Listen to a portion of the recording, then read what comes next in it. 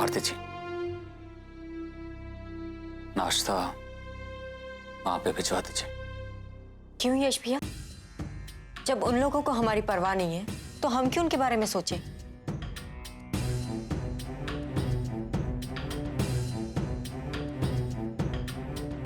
I am sorry, आप महान हैं, आपको कोई फर्क नहीं पड़ता।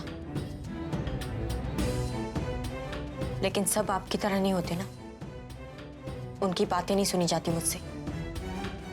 क्यों प्रतीक, तुम भी तो कुछ कहो।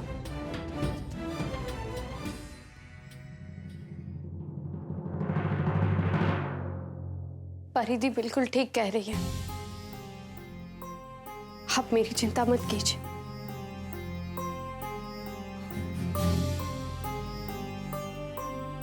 कि निशिता, तुम क्या खाओगी? इनकी गालियां और मारपीट से पेट भर जाता है।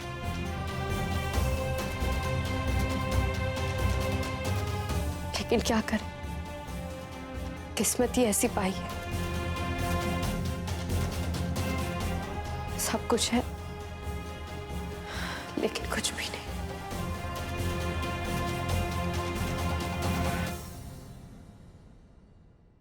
परी, एक रोटी देना।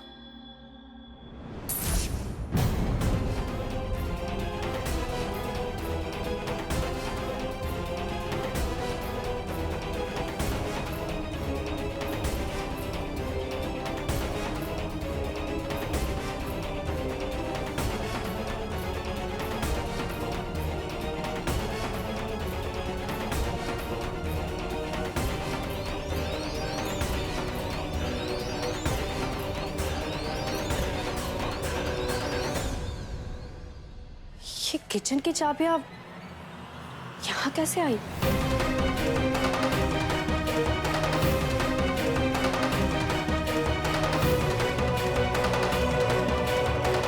यशी, नाश्ता।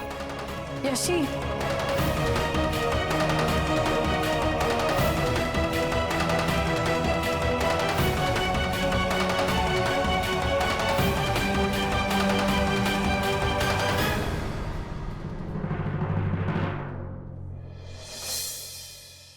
कितना कुछ बदल गया माँ के जाने के बाद। वो घर जो उन्होंने इतने समय तक सहज के रखा था, उनके जाते 2 हिस्सों में बट गया। सब उनकी कमी को महसूस करते हैं और सबका अपना अपना ढंग है। लेकिन माँ के जाने के बाद शायद बाबूजी इस सदमे से बाहर नहीं निकल पाए। माँ, बाबूजी को देखकर मुझे बहुत तकलीफ होती है। ना वो खाते हैं, ना किसी से बात करते हैं। अपने आप को कमरे में बंद करके रखा है उन्होंने। माँ, समझ में नहीं आता कि बाबूजी के इस अकेलेपन का हल मैं कैसे निकालूं।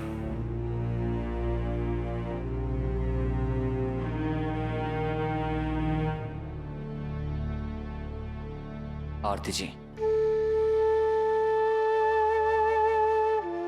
आज माँ की कमी बहुत महसूस हो रही है मुझे। माँ के चले जाने के बाद सब कुछ बिखर गया। बाबूजी ने भी अपने आप को कमरे में बंद कर लिया है। ना किसी से बातचीत करते हैं और ना ही खाना खाते हैं।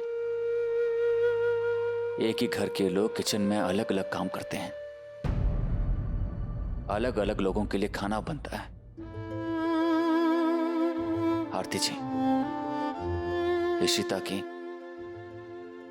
उदासी भी मुझसे देखी नहीं जाती। इशिता अपने और अपने पति के लिए नाश्ता भी नहीं बना पाई। पता नहीं उन दोनों ने खाना खाया होगा कि नहीं।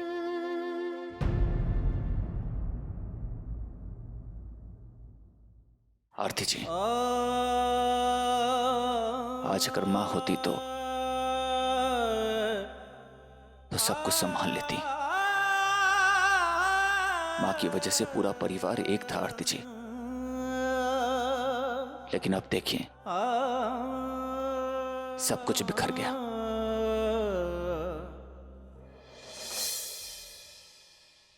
आप ठीक कह रहे हैं यश जी। मम्मी जी होती तो सब ठीक कर देती। हम सबको उनकी कमी बहुत खलती है। आरती बहू, इस तरह हार मानने से कुछ नहीं होगा।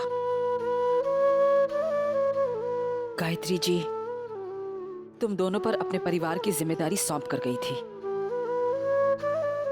कितने विश्वास के साथ देखा था उन्होंने आखिरी बार अपने यश बेटे और आरती बहू को। अब तुम्हें ही उनके विश्वास की लाज रखनी होगी, नहीं तो उनकी आत्मा को चैन नहीं मिलेगा। समझ में नहीं आ रहा बड़ी माँ कि मैं क्या करूं। आकाश को फिर भी मैं संभाल लूंगा, लेकिन बाबूजी की तकलीफ मुझसे देखी नहीं जाती। आपने देखा ना बाबूजी ने क्या कहा कि हम बाबूजी को बोझ समझते हैं। बहुत तकलीफ हुई ये सुनकर। लेकिन बेटा, उनकी तकलीफ हम सबकी तकलीफ से कहीं ज्यादा है। जब तक तुम खुद अपने आप को उनकी जगह पर रखकर नहीं देखोगे, तुम उनकी तकलीफ, उनका दर्द नहीं समझ पाओगे। ऐसा नहीं कि मैं ये कह रही हूं कि तुम्हें अपनी गायत्री मां की कमी नहीं अखरती,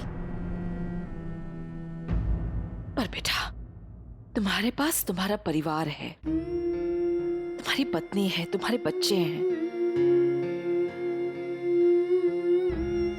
और तुम्हारे बाबूजी के पास, उनके पास तो कुछ भी नहीं। वो तो एकदम अकेले रह गए, और वो भी इस उम्र में। जब एक जीवन साथी की जरूरत सबसे ज्यादा महसूस होती है इंसान को, और जिस तरीके का स्वभाव है तुम्हारे बाबूजी का, एकदम सख्त, स्वाभिमानी, अनुशासन पसंद, वो तो खुल के रो भी नहीं सकते, इसीलिए अंदर ही अंदर घुटते रहते हैं। उनका ये गुस्सा सिर्फ उनके अकेलेपन की वजह से है बेटा।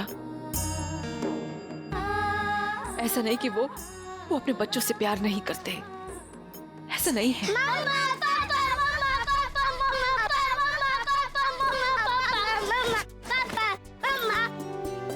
आ गए स्कूल से? टिफिन खाया? अब कैसे है मम्मा? वैसे एक तरीका है अब सूरज प्रताप जी की खामोशी तोड़ने का, उन्हें खाना खिलाने का। ये बच्चे कहते हैं ना, असल से ज्यादा सूद प्यारा होता है इंसान को। इन बच्चों की मासूमियत इनके दादाजी का दिल पिघला देगी।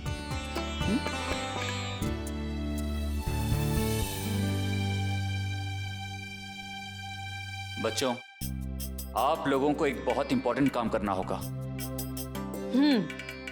और सिर्फ इन तीनों को क्यों? इनके साथ इनकी वेदिका दीदी भी है ना। पर करना क्या है पापा?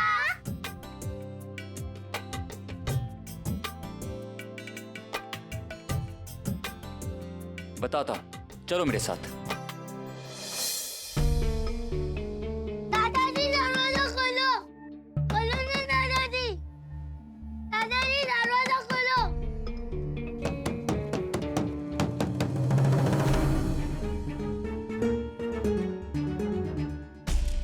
मेरी ड्राइंग सबसे अच्छी है। नहीं, मेरी ड्राइंग सबसे अच्छी बनी है। आप पलक दीदी की सबसे अच्छी बनी है। चुप दीदी की चमची। तुम चुप। वेदिका दीदी, आप ही बताओ ना। मुझे नहीं पता, दादाजी से पूछ लो। दादाजी खोलो ना। दादाजी, आ! तुमने मेरे बाल क्यों खींचे? तो तुमने भी मेरे बाल क्यों खींचे? मैं तेरी दादाजी से शिकायत कर दूंगा। मैं भी करूंगी दादाजी से शिकायत।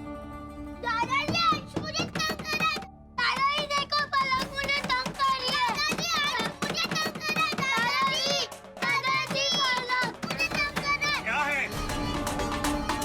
क्यों शोर कर रहे हो? यहाँ कोई शोर नहीं करेगा। जाओ अपने कमरे में। दादाजी, आज क्लास में मेरी ड्राइंग सबसे फर्स्ट बनी और पलक की सेकंड, तो पलक को झटका लग गया।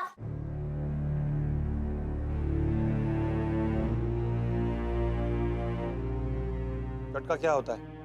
अरे दादाजी, आप इतने बड़े हो गए और आपको झटका नहीं पता?